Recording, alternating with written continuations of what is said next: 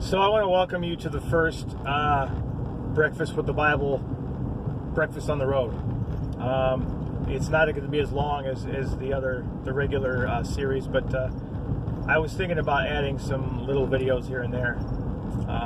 So I wanted to talk about a little thing in Matthew chapter 15. Chapter 14. It's when Peter walks in the water. And so they're in the boat and they see Jesus walking on the water and they think it's a ghost. And Jesus says, "Don't be afraid, it's me." And what Peter says is, "Lord, if it's your will, bid me to come and I'll walk on the water." So at that moment, Peter had absolute assurance that if Jesus said come, Peter would be able to. He trusted Christ completely. So Peter steps out of the boat and is walking on the water as if it was solid ground, right? But the wind picks up, the waves, the sea, it's just, the atmosphere, the environment changes a little bit, and it seems troublesome. So Peter all of a sudden doubts, okay? He takes a moment of unbelief. He says in his heart, in his mind, this isn't going to work, and the moment he begins to doubt, this is what's interesting, is Scripture says as Peter began to sink. Okay, so if I'm out standing on the water, and this is of course impossible, but I think of a cartoon. I think of Wile E. Coyote is walking through the desert, and he's looking at something else, and he begins to walk, and he walks off the cliff, and yet he's still walking in the middle of the air. But the moment he looks down, he falls. It's not gradual. It's not a slow process. It is immediate. He hits the ground almost the same moment that he begins to fall. So the same would be true in water. If you're walking on something solid and that solid is taken from you, you don't just go slow as if you're kind of floating. It is immediate. You are under the water.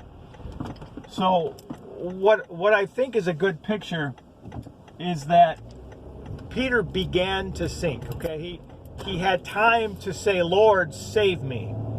Now, if I'm falling in the water, the moment I open my mouth to say "Lord," I'm gurgling. I'm blowing bubbles. Okay, it's not slow. "Hey Lord, something's wrong here, save me." It says Jesus immediately reaches out his hands and saved Peter and says, "Hey Peter, why did you doubt?"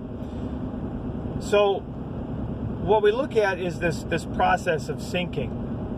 Okay, I think Jesus and Peter create a good image to where I think at the very bottom, the very fabric of every sin we ever commit, or even every choice we ever make, whether it be good or bad, throughout our lives, is all built upon this idea of what we believe or don't believe about God, whether it be consciously or subconsciously. Every choice we ever make is determined by what we believe or don't believe about God. And so the imagery that Jesus and Peter are kind of giving us here is a sense that we don't begin drowning immediately.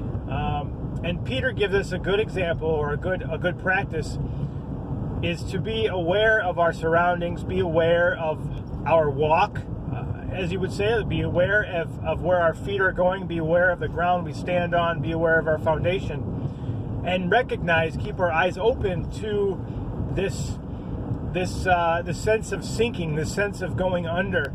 I think it was gradual for Peter, because it wasn't like he all of a sudden just didn't believe anything Jesus said, but it was a doubt. It was okay, I'm beginning to doubt, and I think in that people begin to sink. And so what happens is, a lot of times as believers, or even anybody really for that matter, is you don't notice when you begin to sink.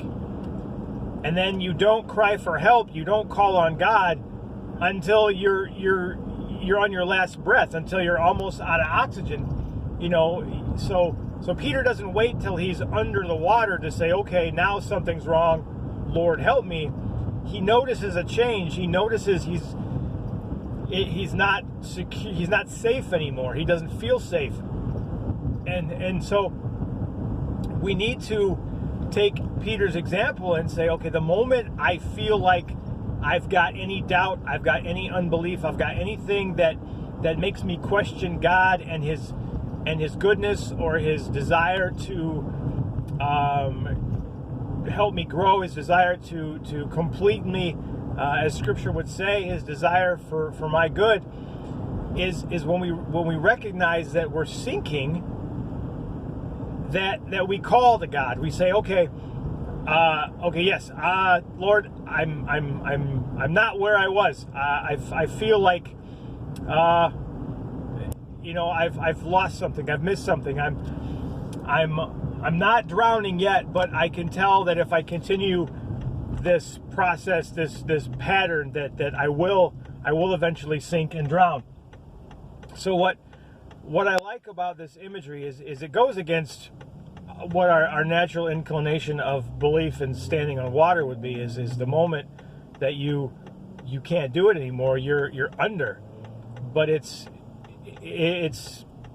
a process. It goes over time. It's gradual.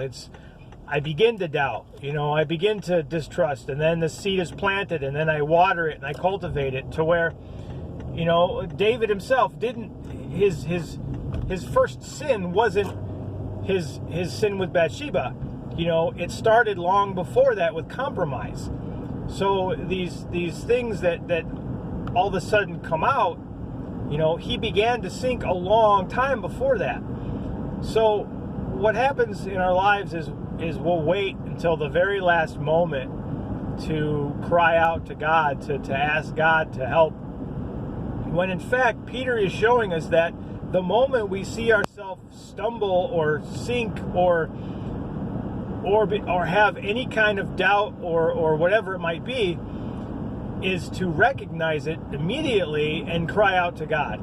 And God has obligated himself to hear the prayers of his children. Warren Wiersbe once said that very, very similar. He said, God has obligated himself to hear the cries of his children.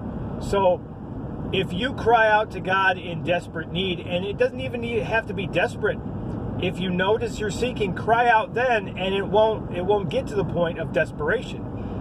You need to be so in love with Christ, so in love with your relationship with Christ, that you can tell that there's a lack of communication. Your spouse, if you go a little bit out of the ordinary, if you're used to talking all the time, and there's some time where you're kind of just not talking as much, generally somebody's going to say, hey, what's wrong? Is there something wrong? Did I do something? So there's a recognition that it's not the same atmosphere.